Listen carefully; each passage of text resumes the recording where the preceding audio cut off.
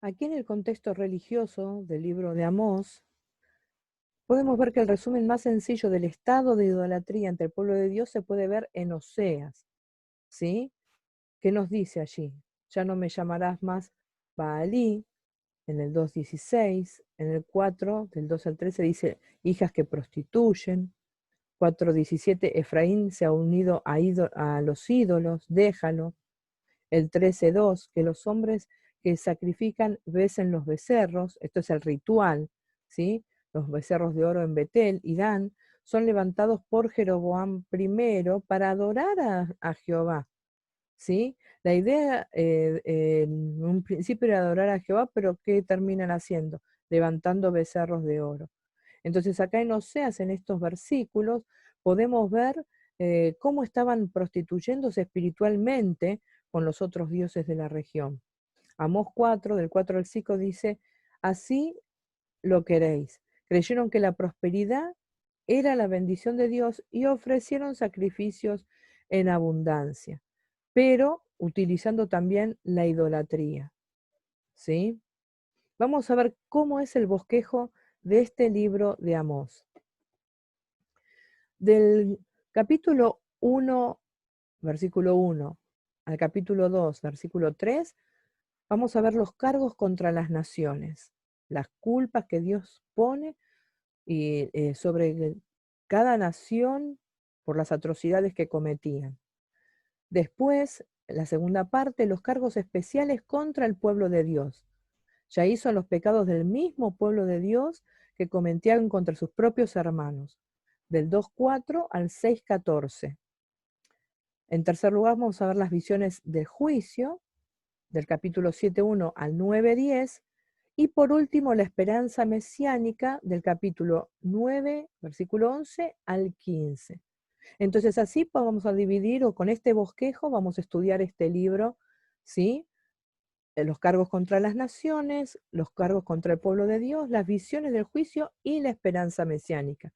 Porque siempre que Dios exhorta al arrepentimiento, exhorta con juicios, avisando de que van a venir juicios, siempre es para arrepentimiento, siempre esperando la redención mesiánica, siempre esperando lo que Dios va a hacer, ¿sí? ¿Cuál es el versículo clave del libro? El que nos dice de qué está hablando este libro completo. El 5:24. Pero corra el juicio como las aguas y la justicia como impetuoso arroyo. Entonces, ¿de qué nos va a hablar? Del juicio y de la justicia. Y una justicia que arrase con toda corrupción, que arrase con todo lo que va contra la voluntad de Dios, ¿sí?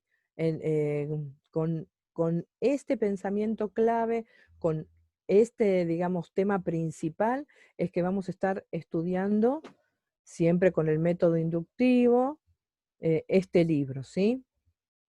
Entonces, ¿cuál es el tema central del libro? Sacando del pasaje que acabamos de leer, la justicia social. La justicia social. Necesitamos entender el propósito de Dios, la justicia social. ¿Qué es lo que está anunciando Amós a todo el pueblo de Israel? Que se vuelvan a Dios, que Dios reclama justicia social, que Dios reclama todos esos mandamientos que nosotros podemos ver en Éxodo, en Levítico, en Deuteronomio, todos esos mandamientos que avalan los derechos humanos tienen que llevarse a cabo. No solamente como algo que se nombra, sino realmente como algo que se debe vivir, que se debe cumplir. Tenemos también una instrucción teológica, una enseñanza teológica dentro de este libro. Nos dice que las relaciones internacionales, los problemas políticos, la diferencia entre el rico y el pobre, son también asuntos de la fe. No es exclusivamente un tema político o un tema, digamos, de lo que es ética y moral, sino es un problema de fe, porque son mandamientos y cuestiones, estatutos y preceptos que Dios claramente enseña en su palabra. Entonces, todas esas relaciones internacionales Los problemas políticos, las diferencias entre el rico y el pobre son asuntos de la fe. Completen ahí en su material fe. Y las características de las profecías de ese siglo octavo antes de Cristo era la justicia social y la justicia personal. Pero antes del siglo VIII la fe era templo-céntrica. Es decir, la fe toda se centraba en el templo, como pasó también en la época de Jesús. Todo se centraba en el templo. Pero acá lo que les está pidiendo es que hagan justicia, que vivan una vida de justicia. Cuando se divide el reino, digamos, en el reino del norte y el reino del sur, ya no tenían el mismo acceso al templo, no tenían el mismo acceso a Jerusalén, entonces la fe se corrió del templo, y entonces los del reino del norte levantaron becerros para adorar también, como diciendo, no necesitamos ir a Jerusalén, lo adoramos acá. Y ahí es donde empiezan a adulterar en la fe, ¿sí? Y vamos a ver cómo todo esto de la justicia, nosotros podemos ver cómo hay injusticia dentro de toda la jerarquía y la sociedad en Israel. Hay tres tendencias de la sociedad contemporánea, esto nos dice Peter Burger. La secularización, ¿qué quiere decir esto? Que todas las cosas religiosas, todo se seculariza, todo se mundanaliza, lo diríamos nosotros, ¿no? Todo, todo hay una burda imitación a lo que es el mundo. La pluralización, digamos como que aún las minorías todo se pluraliza, todos tenemos que aceptar todo, y la privatización, que las cosas que son bienes de la humanidad, digamos, por ejemplo, el agua, la luz, las semillas, todos los bienes naturales que existen, que son para toda la humanidad, se privatizan. Entonces tenés que pagar por esto, tenés que pagar por el otro. Obviamente que por un servicio uno va a pagar. Pero yo puse el ejemplo, esto de las semillas modificadas. ¿Por qué?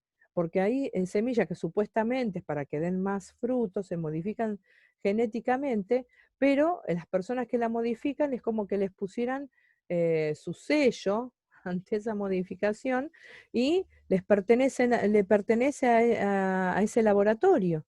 Entonces, si vos sembrás, tenés que pagar una comisión como por derecho de autor. ¿Se entiende? Así que la privatización llega a niveles inexplicables realmente, ¿sí? Y podemos ver que el Estado y la Iglesia ya no trabajan unidos, sino que el Estado tira para un lado y la Iglesia tira para el otro. Estas son las tendencias de la sociedad contemporánea. Y muchas veces, lamentablemente, pasa que la Iglesia se seculariza, ¿sí? El sincretismo que solemos hablar, cuando se mezclan las cosas seculares con la Iglesia, y ya no hacemos un culto a Dios, sino que hacemos un show, hacemos una reunión social, como se puede hacer en una sociedad de fomento, y se pierde de vista el verdadero culto a Dios, como nos habla allí en Romanos 12. Tenemos una pregunta para discutir.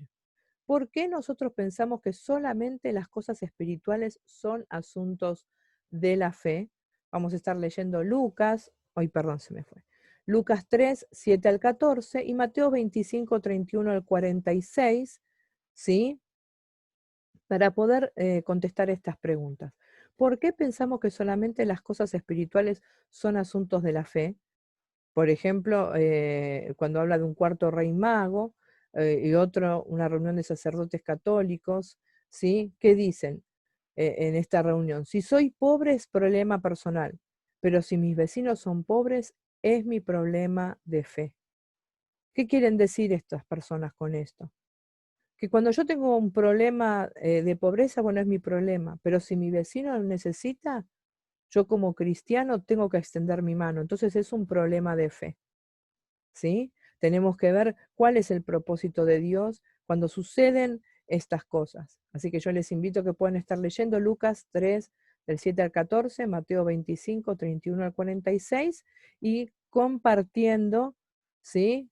Con un mensaje, un mensajito que puedan mandar, un comentario, puedan compartir la respuesta a esta pregunta: ¿por qué nosotros pensamos que solamente las cosas espirituales son asunto de fe?